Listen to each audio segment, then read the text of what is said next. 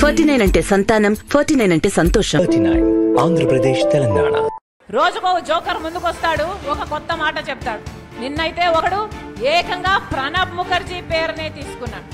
ప్రణబ్ ముఖర్జీ ఆయనకు చెప్పాడట, నా భర్త అనిల్ సోనియా గాంధీ దగ్గరికి వెళ్ళాడట, ఆయనకు పదవీకాంక్ష అప్పటి నుంచే ఉందట, పదవీకాంక్ష ఉంది కాబట్టి అక్కడ సోనియా గాంధీతో నా భర్త చెప్పాడట, షర్మిలమ్మను ముఖ్యమంత్రిని చేయండి, మేము కాంగ్రెస్ పార్టీని బలోపేతం చేస్తాము, జగన్ను జైల్లో పెట్టండి అని నా భర్త ఆయనకు చెప్పాడట. ఏమైనా అర్థం ఉందా అని అడుగుతున్నాం. జోకర్లు అనే పదం వాడటం ఆవిడ స్వభావాన్ని, ఆవిడ దిగజారుడుతనాన్ని మాత్రమే తెలియజేస్తుంది. తెలంగాణలో రాజకీయ పార్టీ అని పెట్టి ఇలాగే మాట్లాడి చివరికి జోకర్గా మారి ఆంధ్రప్రదేశ్లో మరో జోకర్గా ఎంటర్ అయ్యింది తప్ప ఆవిడ రాజకీయ నాయకులుగా ఎంటర్ అవ్వాల. Welcome to iDream. నేను మీ జర్నలిస్ట్ అలీంని. నిన్న ఏదైతే Swarnandhra editor senior journalist Tilak గారు ఒక గొప్ప విషయాన్ని చెప్పడం జరిగింది. గతంలో ఆంధ్రప్రదేశ్ యువ ముఖ్యమంత్రి, ప్రస్తుత యువ ముఖ్యమంత్రి జగన్ గారు జైల్లో ఉన్నప్పుడు ఎవరైతే షర్మిల భర్త అనిల్ ప్రణబ్ ముఖర్జీని కలిశారు, షర్మిలాకి సీఎం పదవి ఇవ్వాలని చెప్పి కూడాను కాంగ్రెస్ పార్టీని అడిగారని చెప్పి కూడాను ఆయన నిన్న చెప్పడం జరిగింది.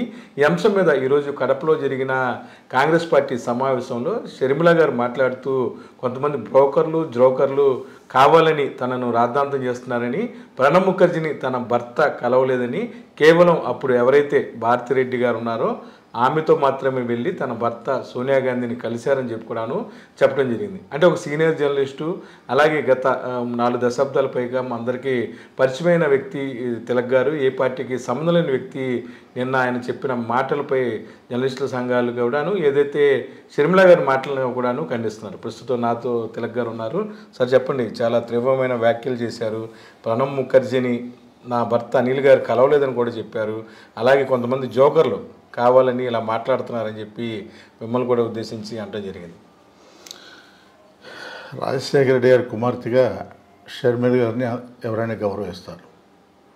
నేను ఒక జర్నలిస్ట్గా ఐడ్రీమ్స్ సంస్థ వారు వేసిన ప్రశ్నకి సమాధానంగా నేను నాకు తెలిసిన విషయాలు చెప్పాను. దానికి సమాధానం ఆవిడ చెప్పొచ్చు, ఉందాగా చెప్పొచ్చు. అలా కాకుండా జోకర్లు అనే పదం వాడటం ఆవిడ స్వభావాన్ని, ఆవిడ దిగజారుడుతనాన్ని మాత్రమే తెలియజేస్తుంది. తెలంగాణలో రాజకీయ పార్టీ అని పెట్టి ఇలాగే మాట్లాడి చివరికి జోకర్గా మారి ఆంధ్రప్రదేశ్లో మరో జోకర్గా ఎంటర్ అయ్యింది తప్ప ఆవిడ రాజకీయ నాయకులుగా ఎంటర్ అవ్వాల. ఆవిడ ఇంకొకరిని జోకర్ అనే అవకాశం లేదు. రాజకీయాలకు నీ భర్తకు సంబంధం లేకపోతే గత 2 మాసాలుగా ఆంధ్రప్రదేశ్లో ఎందుకు పర్యటిస్తున్నారు? నీతో పాటు సోనియా గాంధీ దగ్గరికి ఎందుకు వచ్చారు? ఆయనకి రాజకీయాలకు సంబంధం ఏమిటి? ఈ ప్రశ్నకి సమాధానం రాలేదు. జగన్మోహన్ రెడ్డి గారిని మీ మొట్టమొదటి పర్యటనలో కటువైన పదజాలంతో, అనుచిత పదజాలంతో, బహుశా షర్మిలారెడ్డి గారికి 40 ఏళ్ళు పైన ఉంటాయి,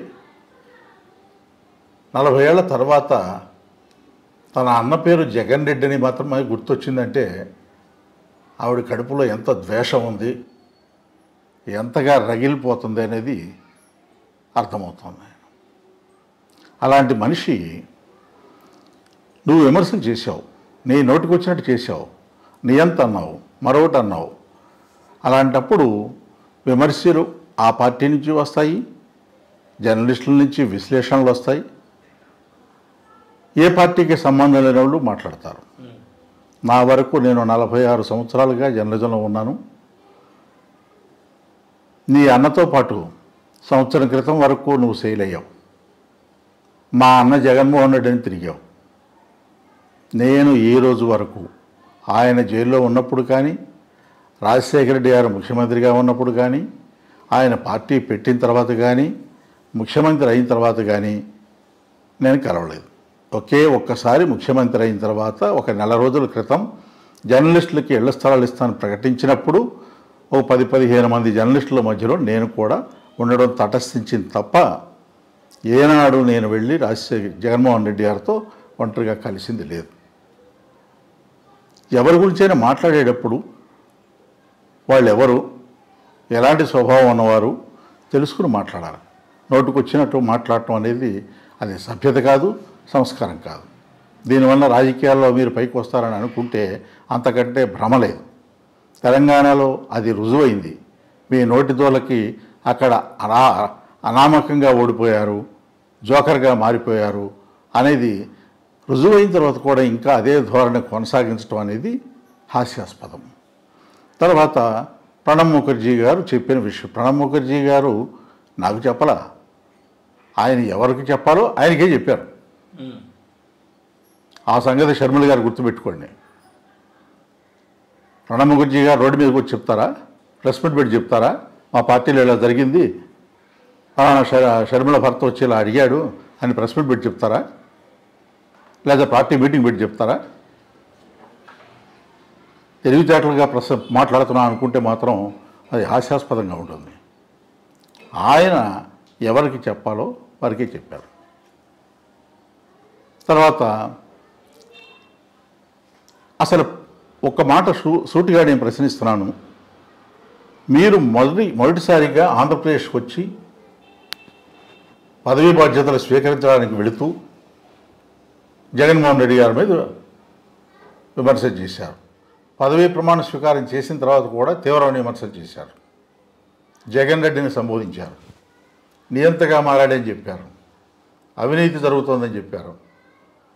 ఇన్ని చెప్పాక సజ్జల రామకృష్ణారెడ్డి గారు వైఎస్ఆర్ కాంగ్రెస్ పార్టీ తరఫున మాట్లాడుతూ, నీకు అన్యాయం జరిగిందని పదే పదే చెప్తున్నావు కదా, ఏం అన్యాయం జరిగిందో బాహాటంగా చెప్పమని ప్రశ్నించారు ఆయన. ఈ రోజుకి సమాధానం ఎందుకు లేదు? ఎందుకు జవాబు చెప్పట్లేదు? ఆ అన్యాయం ఏంటో చెప్పొచ్చు కదా.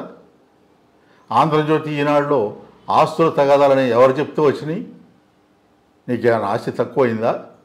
అమెరికాలో నీ భర్త వ్యాపారం ఎట్లా చేస్తున్నాడు? ఎక్కడి నుంచి సంపాదించాడు? రాజశేఖర రెడ్డి గారు అల్లుడు అయిన తర్వాత సంపాదించారా? అంతకు ముందే ఉందా? అనిల్ కుమార్కి మీతో వివాహం కాకముందు ఆస్తులు ఎన్ని ఉన్నాయి? రాజశేఖర రెడ్డి గారు ముఖ్యమంత్రి అయిన తర్వాత, ఆయన అల్లుడు అయిన తర్వాత ఎన్ని ఆస్తులు పెరిగాయి? అమెరికాలో వ్యాపారం ఎలా పెట్టగలిగారు? వీటన్నిటి మీద విచారణకు మీరు సిద్ధమేనా? మాట్లాడేటప్పుడు సంభాళించుకుని ఎవరితో మాట్లాడుతున్నాం, ఏం మాట్లాడుతున్నాం, ఎవరి గురించి మాట్లాడుతున్నాం ఆలోచించుకోవాలి. ఈ రోజున నా తండ్రి రాహుల్ గాంధీని ప్రధానమంత్రిని చేయాలనుకున్నారు, ఆ ఆశయాన్ని సాధించడం కోసమే నేను కాంగ్రెస్లో చేరానన్నారు. మరి తెలంగాణలో నువ్వు పార్టీ పెట్టినప్పుడు రాజశేఖర రెడ్డి గారు బతికుంటే ఈ కాంగ్రెస్ పార్టీ మీద ఉమ్మివేసేవాడు అని ఎందుకన్నావు? గుర్తులేదా నీకు? రాజశేఖర రెడ్డి గారు ప్రధానమంత్రి చేయాలని రాహుల్ గాంధీ నాయుడు చెప్పారని ఆ రోజు గుర్తులేక మాట్లాడావు, ఉమ్మేస్తారని. రాజశేఖర రెడ్డి గారు ఆ 2 పత్రికలు అన్నారు విమర్శనాత్మక ధోరణిలో, ఆయన జీవించి ఉన్నంతకాలం అన్నారు. ఆ 2 పత్రికల జోలికి వాళ్ళ ఆఫీసులకు వెళ్ళి ఇంటర్వ్యూలు ఎందుకు ఇస్తున్నావు? మార్గదర్శి గురించి రాజశేఖర రెడ్డి గారి హయాంలో పోరాటం బిగినైంది. బాధితుల పక్షాన్ని నిలబడి రాజశేఖర రెడ్డి గారు తీవ్రమైన పోరాటం చేశారు, ఎక్కడ వెనకడుగు వేయలేదు.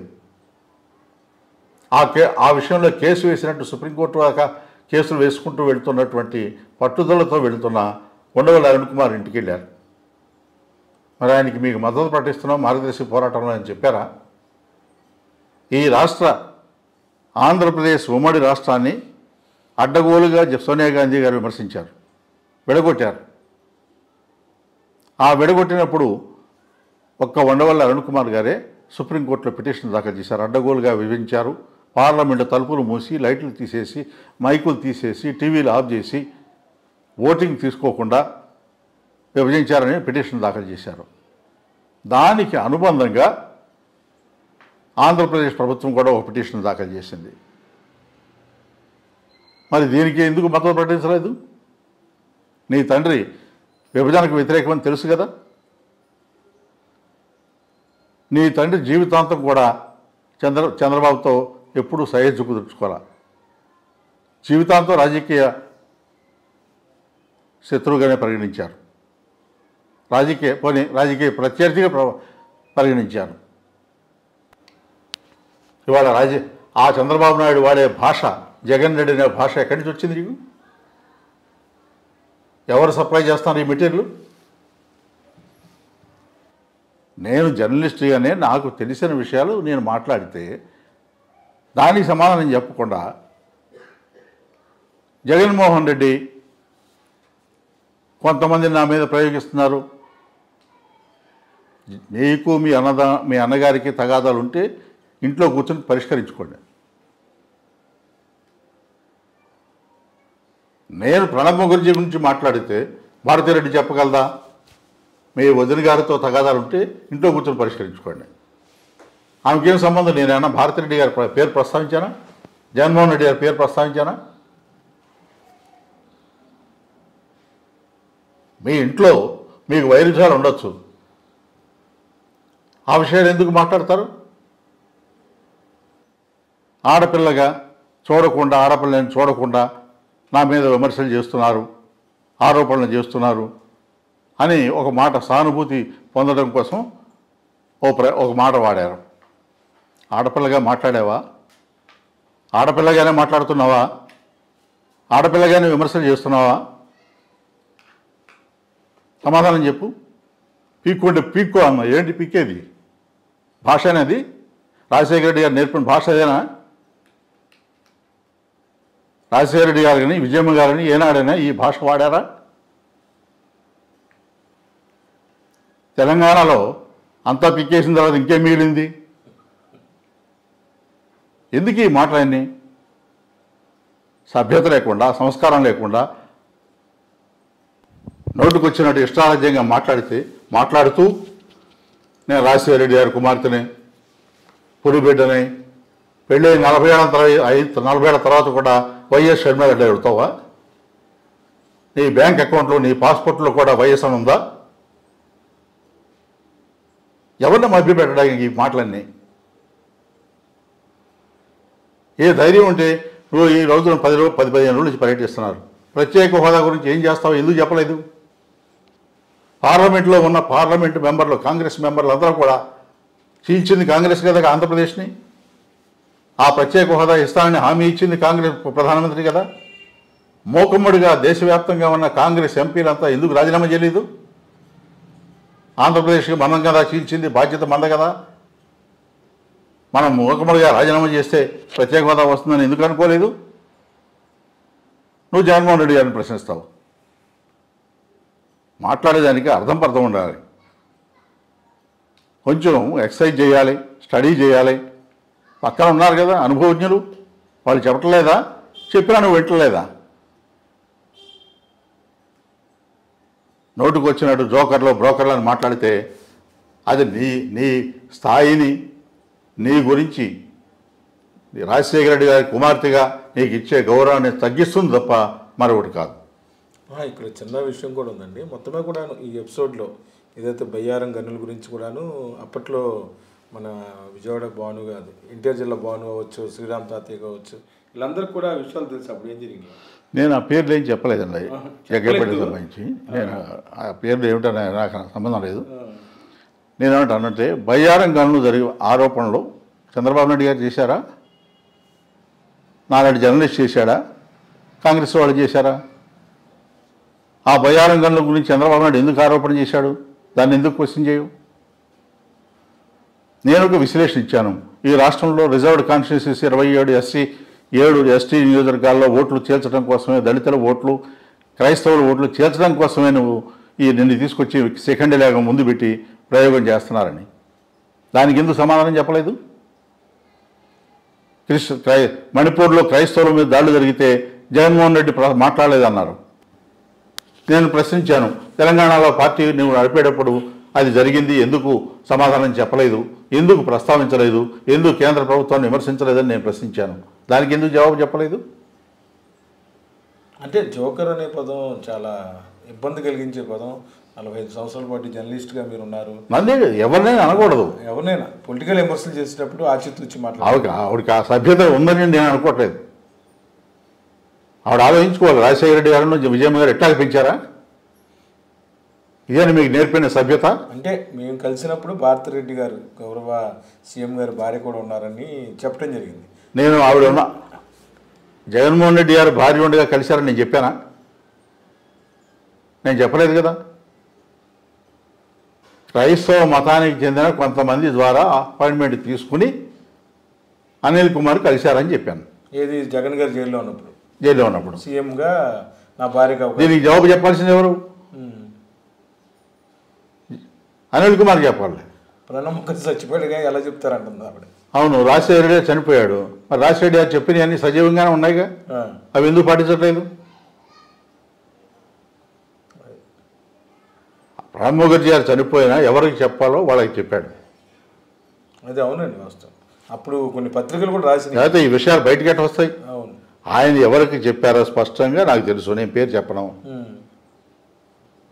అంటే అంత అత్యాస ఎందుకండి అనిల్ అనే వ్యక్తికి? ఇప్పుడు నేను ఒక మాట చెప్తానండి. షర్మిల గారు ఆంధ్రప్రదేశ్కి వచ్చారు, కాంగ్రెస్ అధికారులకు వచ్చేస్తా పోనీ 10 సీట్లు వస్తాయని చెప్పగలరా? మీకు ఆ ధైర్యం ఉందా? కాంగ్రెస్ కోర్టుకి ఎందుకు వేస్తాం? రాష్ట్రాన్ని విభజించి నాశనం చేస్తే ఆ ధైర్యం అది వేరే విషయం. నేనేమంటానంటే, మీరు కాంగ్రెస్ పార్టీని ఉనికిని కాపాడే పరిస్థితి తీసుకొస్తారా? మీకు సీట్లు వస్తాయా? మీకు 10 సీట్లు వస్తాయని చెప్పగలరా? లేదు అధికారంలోకి వస్తుందని చెప్పగలరా? ఎవరికి మేలు చేయడం కోసం వచ్చారు మీరు? ఏ ఉద్దేశంతో? మీ ఆంధ్రప్రదేశ్లో పిసిసి ప్రెసిడెంట్గా మీకంటే గొప్పవాళ్ళు లేరా? మీరు ఏం సాధించారని మీకు పిసిసి ప్రెసిడెంట్ ఇచ్చారు? జగన్ గారి టార్గెట్ అంతే. రాజకీయంగా మీకు ఏం అవగాహన ఉందని? ఒక సంస్థను నడపాలంటే, ఒక రాజకీయ పార్టీని విశేషమైన అనుభవం ఉండాలి. తెలంగాణలో మీకు అనుభవం లేదు, ఫెయిల్ అయ్యారనేది అర్థమైపోయింది కదా. మీకే ఎందుకు ఇచ్చారు? రాజశేఖర రెడ్డి కుమార్తె కాకపోతే మీకు ఇచ్చేవాళ్ళ? అక్కడ రిజర్వ్డ్ కాన్స్టిట్యూన్సీలో అయినా కనీసం ఓట్లు వస్తాయని మిమ్మల్ని మేము అడ్డం పెట్టుకుని ఒక ప్రయత్నం చేశారు, అవి కూడా రాలేదు కదా. పైగా కేసీఆర్ని నేనే ఓడించానని చెప్పావు, నవ్వుతారనే కూడా లేదా? నీ వల్ల కేసీఆర్ ఓడిపోతాడా? జరిగే పని అనేది. అందువల్ల బాధ్యత లేకుండా, హుందాగా మాట్లాడకుండా, భాష సంస్కారయుతంగా లేకుండా మీరు మాట్లాడి నేను రాజశేఖర రెడ్డి కుమార్తెనే అంటే నవ్వుతారు. మీరు చెప్పుకోండి, అనిల్ కుమార్ భార్యనే చెప్పుకోండి. ఇంకా రాజశేఖర రెడ్డి కుమార్తెని, వైఎస్ షర్మిలారెడ్డినే, నీ పెళ్ళి 40 ఏళ్ళు దాటిపోయింది, ఇంకా వైఎస్ఏనా? ఏం మాట్లాడుతున్నారు? ఈ రాష్ట్రంలో అభివృద్ధి కనపట్టలేదా మీకు? ఉద్దానం వెళ్ళి చూడండి, ఏం జరుగుతుందో చూడండి. అమరావతిలో చంద్రబాబు నాయుడు గారు ఏమి నాశనం చేశారో చూడండి. వెలుగొండ ప్రాజెక్టు ఎలా కంప్లీట్ అయిందో చూడండి. ప్రతి గ్రామంలో హాస్పిటల్ కానీ, బడి కానీ, సచివాలయాలు కానీ, ఆర్బీకేలు కానీ ఎలా నిర్మించారో చూడండి. ఏమీ చూడకుండా స్ట్రైట్గా ఫ్లైట్ వేసుకుని వచ్చేసి విజయవాడలో ప్రమాణ స్వీకారానికి వెళుతూ రాష్ట్రం అరాచకం అయిపోయింది, నియంత పాలిస్తున్నాడు, అభివృద్ధి లేదు. ఏం చూసామని? మెడికల్ కాలేజీలు, ఫోర్ట్లు. అందువల్ల నిజాలు చెప్పండి. తప్పులు ఉంటాయి, లేవని గవర్నమెంట్లో ఉండవని నేను అన్నాను. ఆ తప్పుల్ని చెప్పండి, సద్విమర్శ చేయండి. ఇదిగో ఇలా కాదు, నాన్నగారు ఉంటే ఇట్లా చేసేవాడు అని చెప్పండి, చెప్పండి. అంతేగాని మీరు ఈ రకంగా మాట్లాడడం వలన మీకు వచ్చే ప్రయోజనం ఏదైనా ఉందని అనుకుంటే, నేను ఇంకో ప్రశ్న కూడా అడిగాను. మీరు ఆంధ్రప్రదేశ్లో పర్యటిస్తూ కొంతమంది ఇక్కడికి వెళ్ళి కాంగ్రెస్లో చేరమని అడుగుతున్నారు. మరి రాజశేఖర రెడ్డి గారికి సన్నిహితంగా ఉన్న కన్నా లక్ష్మీనారాయణ గారి ఇంటికి ఎందుకు వెళ్ళలేదు? బొత్స సత్యనారాయణ గారి ఇంటికి ఎందుకు వెళ్ళలేదు? ధర్మాన ప్రసాదరావు ఇంటికి ఎందుకు వెళ్ళలేదు? కన్నబాబు గారి ఇంటికి ఎందుకు వెళ్ళలేదు? వెళ్ళాలి కదా. కనీసం తెలంగాణలో నువ్వు పార్టీ పెట్టినప్పుడైనా వెళ్ళావా? ఇక్కడే ఎందుకు వెళ్ళాల్సి వచ్చింది? అందువల్ల ఆవిడ రాజకీయాల్లో చాలా నేర్చుకోవాల్సి ఉంది. ఇప్పటికైనా ఆ హుందాతనం నేర్చుకుంటే ఆవిడకే శ్రేయస్కరం, లేదంటే మరింత నవ్వులు పాలు అవుతారని మాత్రం నేను చెప్పగలను. అంటే మొత్తానికి మీరు ఏదైతే ఆ వ్యాఖ్యలు కట్టుబడి ఉన్నారో ఎన్ని వాస్తవాలు? కట్టుబడి ఉన్నాను. కడపలో ఏదైతే కాంగ్రెస్ పార్టీ అధ్యక్షురాలు షర్మిల చేసిన వ్యాఖ్యలపై తీవ్రస్థాయిలో ఆగ్రహం వ్యక్తం చేస్తున్నారు సీనియర్ జర్నలిస్టు తిలక్ గారు. మొత్తమే కూడాను తను మాట్లాడిన మాటలు ఏదైతే ప్రణబ్ ముఖర్జీ ద్వారా బ్రదర్ అనిల్ కుమార్ గారు ఖచ్చితంగా తన భార్యకి సీఎం పదవి ఇవ్వాలని జగన్ గారు జైల్లో ఉన్నప్పుడు చెప్పారు. అది వాస్తవం. అది ఎవరు చెప్పారు ఏంటో కూడాను వాళ్ళకి తెలుసని చెప్తున్నారు. మరి పక్కన ఎవరైతే ప్రత్యర్థులు కానీ జర్నలిస్టులు కానీ ఏదైనా విమర్శించేటప్పుడు 1కి 2 సార్లు ఆలోచించుకొని మాట్లాడాలంటున్నారు. అంతేకాకుండా ఆంధ్రప్రదేశ్లో ప్రస్తుతం జరుగుతున్న అభివృద్ధి కంటే బెటర్గా అభివృద్ధి చేస్తానని చెప్తే నమ్ముతారు తప్ప ఏదో ఒక నేపంతో తెలుగుదేశం పార్టీ వేరే వాళ్ళు ఇచ్చిన స్క్రిప్ట్ల ఆధారంగా చదువుతున్న షర్మిల గారు ఇప్పటికైనా ఒకసారి ఆలోచిస్తే బాగుంటుందని జర్నలిస్టుల తరపున కూడాను మేము కూడా కోరుతున్నాం. వీడియో జర్నలిస్ట్ విజయ్తో కలిసి ఐ డ్రీమ్ కోసం అబ్దుల్ అలీ, విజయవాడ.